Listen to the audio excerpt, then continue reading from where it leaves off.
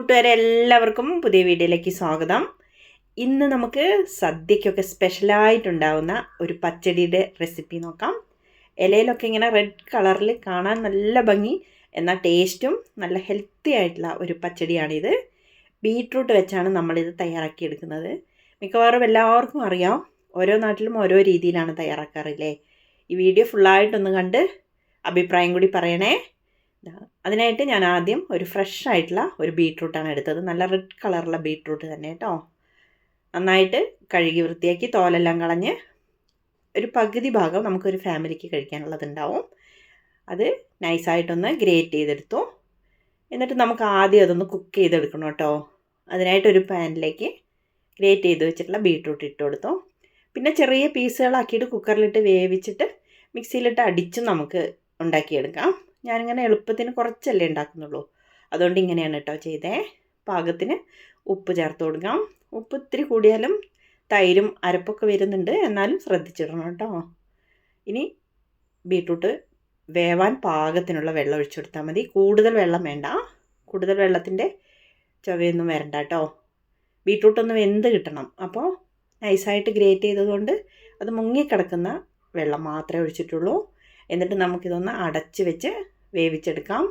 ആദ്യം ഹൈ ഫ്ലെയിമിലിട്ട് തിളച്ചിട്ട് ഒന്ന് മീഡിയം ഫ്ലെയിമിലിട്ടിട്ട് നോക്കിയിട്ട് നല്ലപോലെ വേവിച്ചെടുക്കണം കേട്ടോ. ഇനി നമുക്ക് ആ സമയം ഇതിലേക്ക് ചേർക്കാൻ ഒരു അരപ്പ് തയ്യാറാക്കിയെടുക്കാം. ഒരു 1/4 കപ്പ് തേങ്ങ, കൂടുതൽ ചേർക്കണ്ട കേട്ടോ.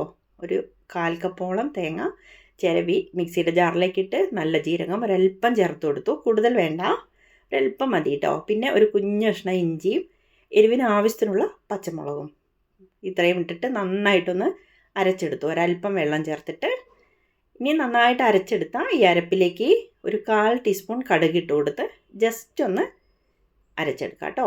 ജസ്റ്റ് ഒന്ന് ചതച്ചെടുത്താൽ മാത്രം മതി, കൂടുതലങ്ങ് പേസ്റ്റ് ആക്കണ്ട. ഈ സമയം ബീട്രൂട്ട് ഇടയ്ക്കൊന്ന് ഞാൻ ഇളക്കിയൊക്കെ ഇട്ടിട്ടുണ്ട്. ഇതാ നല്ലപോലെ വെള്ളമൊക്കെ വറ്റി നന്നായിട്ട് വെന്ത് വന്നു. അതിൻ്റെ കളറൊക്കെ ഇതാ പാനിലേക്ക് ചുറ്റും വന്നിരിക്കുന്നത് കണ്ടില്ലേ, നല്ലപോലെ വെന്തിട്ടുണ്ട്. ഇനി നമുക്കിതൊന്ന് ഉടച്ചു കൊടുക്കാം കേട്ടോ. നന്നായിട്ട് വെന്തില്ലെങ്കിൽ മിക്സിയിലെ ജാറിലിട്ടിട്ട് ജസ്റ്റ് ഒന്ന് അരച്ചെടുക്കണം. നന്നായി വെന്തിട്ടുണ്ട്, അതുകൊണ്ട് നല്ലപോലെ ഞാൻ കയ്യിൽ വെച്ചിട്ട് തന്നെ ഒന്ന് ഉടച്ചെടുത്തത് കേട്ടോ. നല്ലപോലെ ഉടച്ചെടുത്ത് അതിലെ വെള്ളത്തിൻ്റെ അംശമെല്ലാം ഒന്ന് വറ്റിച്ചെടുത്തിട്ടുണ്ട്. ഉപ്പൊക്കെ പാകമായിട്ടുണ്ടോ എന്നൊക്കെ നോക്കിയിട്ടുണ്ട് കേട്ടോ. ഇനി നമുക്കിതിലേക്ക് അരപ്പ് ചേർത്ത് കൊടുക്കാം. തയ്യാറാക്കി വെച്ചിട്ടുള്ള അരപ്പ് ഇതിലേക്ക് ചേർത്തിട്ട് നന്നായിട്ടൊന്ന് ഇളക്കി യോജിപ്പിക്കാം. പാകത്തിന് വെള്ളം കൂടി ഒഴിച്ചു കൊടുക്കണം, കൂടുതൽ വേണ്ട. പിന്നെ തേങ്ങ കൂടുതൽ ഇട്ട് കഴിഞ്ഞാൽ ഈ കറിയുടെ കളറൊക്കെ അങ്ങ് മാറിപ്പോവും. തേങ്ങ കൂടുതൽ ആ ടേസ്റ്റും വരണ്ട കേട്ടോ. അതുകൊണ്ടാണേ ഇതാ കുറച്ച് പാകത്തിന് നോക്കിയിട്ട് ഒഴിച്ച് നന്നായിട്ടൊന്ന് ഇളക്കി അതിലെ പച്ചമണമൊക്കെ മാറി, അരപ്പിലെ പച്ചമണം മാറി, ബീട്രൂട്ടിൻ്റെ ഫ്ലേവറൊക്കെ ഒന്ന് മാറി നന്നായിട്ടൊന്ന് വരട്ടെ. ഇത്തിരി എരിവ് കുറവ് തോന്നി എനിക്ക്, അതുകൊണ്ട് ഞാനൊരു പച്ചമുളക് നൈസായിട്ടൊന്ന് അരിഞ്ഞത് ഇട്ട് കൊടുത്തു കേട്ടോ.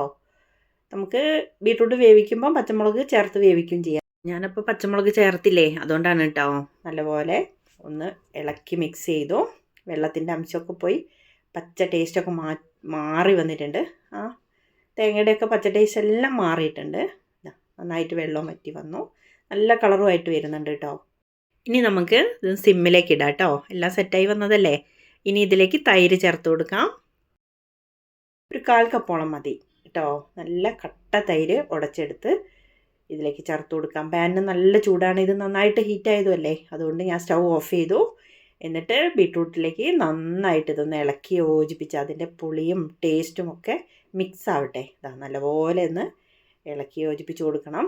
കുറച്ച് ക്ഷമയിൽ വേണം കേട്ടോ ഇതൊക്കെ തയ്യാറാക്കിയെടുക്കാൻ, എന്നാലേ നല്ല രുചി കിട്ടുള്ളൂ. അരവും ഒക്കെ പാകമായിട്ട് ഇതാ കുറച്ച് സമയം വെച്ചും കൂടി ഇരുന്ന് കഴിഞ്ഞാൽ നന്നായിട്ട് ആ ബീട്രൂട്ടിൻ്റെ കളർ തന്നെ വരും. നല്ല കളറുള്ള ഫ്രഷ് ബീട്രൂട്ടാണ് എടുത്തത്, അതുകൊണ്ടാണ് കേട്ടോ. ഇതാ കണ്ടില്ലേ, നല്ല ടേസ്റ്റ് ആയിട്ട് വന്നിട്ടുണ്ട്. എല്ലാം മിക്സ് ആയിട്ടുണ്ട്, കണ്ടില്ലേ. നമ്മൾ സദ്യയിലേക്ക് ഇങ്ങനെ ഇതേപോലെയല്ലേ സ്പൂണിൽ ഒഴിച്ചെടുക്കുക. ഇനി നമുക്കത് ഒന്ന് താളിച്ചും കൂടി ഇടണം. പാനിൽ വെളിച്ചെണ്ണ ഒഴിച്ച് കടുക് പൊട്ടിച്ച് വറ്റൽമുളകും കറിവേപ്പിലയും കൂടി ഒന്ന് മൂപ്പിച്ച് ബീട്രൂട്ട് പച്ചടിയിലേക്ക് ഒഴിച്ചു കൊടുത്താൽ സൂപ്പറായിട്ടുള്ള സദ്യ പച്ചടി ഇവിടെ റെഡി ആയിട്ടുണ്ട്. എല്ലാവരുടെയും അഭിപ്രായം പറയണേ.